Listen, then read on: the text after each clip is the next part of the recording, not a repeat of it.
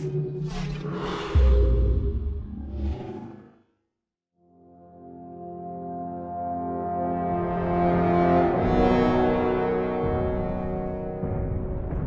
map pack in some ways is one of our first full direct Halo game projects. We started thinking about what do we want to do for map packs, when do we want to do them. We definitely wanted to pay full service to the universe created in Reach. One big consideration when we were working was how do we fit this to the fiction? All these maps are unique from the story standpoint of being places that are snapshots around the Reach universe as Reach is falling. You're constantly confronted with the fact that there's this beautiful place, but it's not going to be there forever.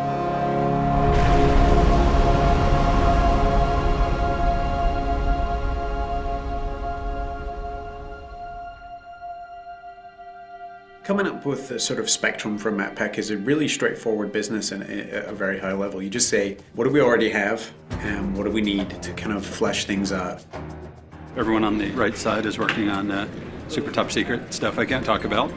And then everyone over here is also working on super secret stuff that goes. Certain Affinity, we're an independent developer. It's kind of spread out where we have our down here in Austin, Texas. In little pods. We're about 50 people now. That team has a lot of experience with the engine, a lot of experience with Halo. Incredible Halo fans, obviously, because so many of them have been involved in the games before. On Halo 1, I ended up doing the user interface. Halo 2, I shifted to development. On Halo 3, I was multiplayer online lead. So right from the get-go, we worked really closely with the publishing team at 343 to identify maps that would make sense in the context of Reach. Example of the overgrown stuff that we're talking about. It was great because CA was crazy passionate. Like, these guys just showed up with a huge list. And it was more a question of just, okay, well, we can only make so many of these, so, you know, let's get to ones that we think kind of fit the fiction, fit the flow. There was a lot of exploration and a lot of collaboration between the two groups. One idea that came to mind was, wouldn't it be awesome to have a multiplayer map that you can see the planet getting glassed below you? Condemned takes place high above Reach on a space station, somewhat decimated by Covenant attack. So when we started Condemned, we wanted to make a map that was really fun for close range, but still had some long range sniping stuff in it. We're looking at Lockout specifically. What are some of the characteristics about Lockout that we think are so fun, and how can we take some of those and do them in a completely new map? Something that really pulls infantry together in a really tight environment. It is a circular map. You know, how do we prevent people from just getting in this habit of going in a circle and never meeting each other? The low grav center, which we experimented with a couple different ideas on. Sort of this one spot where no matter where you are on the map, you can always get to the action quickly, or you can always get across the map quickly. It does change your gameplay style and things you need to do. And you're kind of a sitting duck when you're sitting out there in low gravity, floating around. I remember at one point there was a giant energy beam that would come down, and if you were standing on that center platform at the wrong time, you would get blasted to smithereens. It was just encouraging people not to go into the center of the map, which is the exact opposite of what we wanted to do, so we just removed it. The earliest stages of the art pass were dark and much more creepy. If it's dark and industrial, it's really easy to get lost. So over the course of development, we decided to brighten this space more. And make it still retain a lot of the character we originally wanted, but to make it work. On a really tight map like Condemned, it's critical that the player is able to orient themselves. It actually came down to a lot of art coming in and helping us out and doing color-coded rooms. In the comm room, there's actually a big hologram establishing where it's been damaged and that it had been abandoned. Thinking about it like a facility that you would be in, you know, what kind of signage would be around that would help you navigate an airport or a hospital or a military base. One of the effects which we iterated on the most was the shield door effect. We couldn't make it look like a shield from any other shield effect that you have in Halo because that would communicate a certain functionality. We had to design a new one, and we went through probably 4 or 5 different iterations. Some were way too strong and way too distorted because people want to be able to stand and shoot through the reactor core, and so we couldn't do anything that would really obstruct the view. I think it's going to be really fun when people play it the first time and they think they can go their old camping routines with the shield door and they just get a sticky grenade right in their face and they're going to drop it. At the end, I feel like we have a map which has a lot of mood in each of the spaces and really feels unique, not just in and of itself, but to the rest of all the maps that are within the Halo franchise. We're looking at the story and the fiction, and we really want all of our maps to be set in very distinct locales. Highlands is a military training preserve where certainly Spartans did some training. You have the guard tower in the middle, judging the war games. The Pelican crash landed that had a bunch of Spartan 2s on it. The Covenant coming in and glassing the entire planet.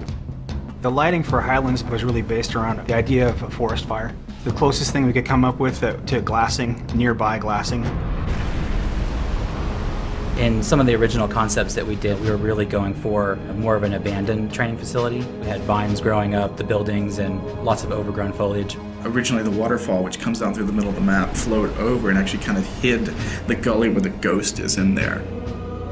While it's very interesting to do that kind of work, it doesn't really line up with the Halo aesthetic. Sometimes it's really good to just go back to a really simple shape and just get players meeting as fast as possible. From the ground up, we wanted to make a giant expanse with bases in it and vehicles in it.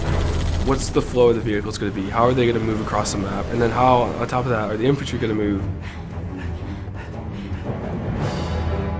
We made it big because we wanted it to be very vehicle focused. One of the reasons I think it works well as objective is you have so many different options to how to get from point A to point B. It's a weird hybrid of Blood Gulch style map kind of as a foundation, but mixed with these much more complex infantry spaces and these tighter spaces and all this verticality. But also having a variety of different locations that you can kind of hide and sneak and kind of make your way through the map and hopefully find the other person before they see you in the sights. Definitely speaks to the Halo of yore.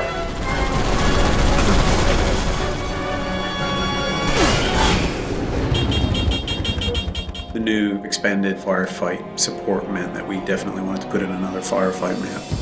Unearthed is a really dusty, dry, arid environment. Reach is an industrial world, and its main purpose is a kind of military-industrial outpost at the far reaches of human space.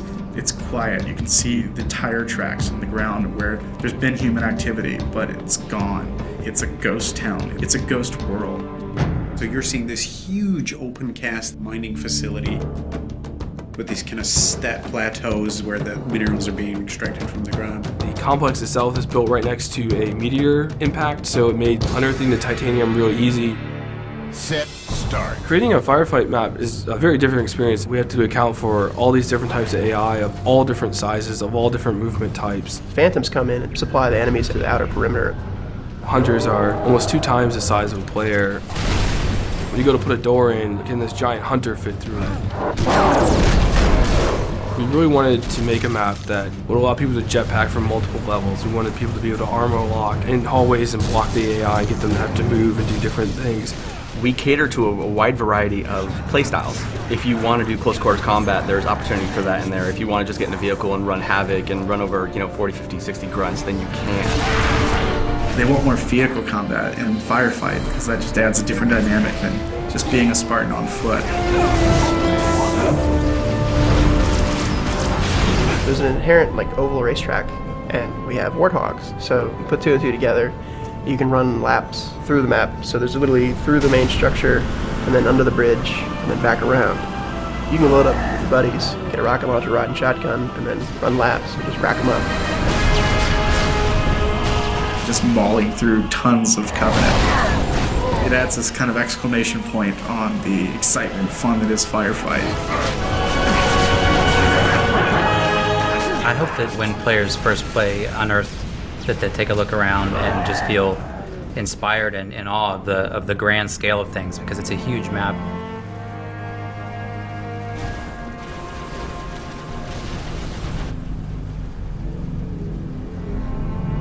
Unearthed is the calm before the storm. Highlands is the storm itself, with all the Covenant ships and the glassing that's happening right there on your doorstep. And then with Condemned at the very end, watching it all kind of go up in flames.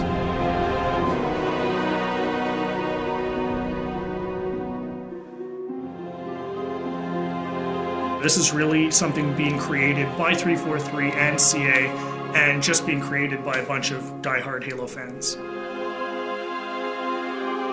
This is our core business. This is all we're doing from now on is Halo games and Halo support and Halo maps. We have resources, we have people, and we're going to throw those people and those resources and that talent and that effort to the Halo franchise, and it's a huge responsibility. And people should understand that we understand that and we respect that, and we're going to do everything that we can. The community is huge for us in helping us shape what it is that we do next. The more vocal the community is, the more they tell us what they like, the more we can make sure that we try to give them that experience.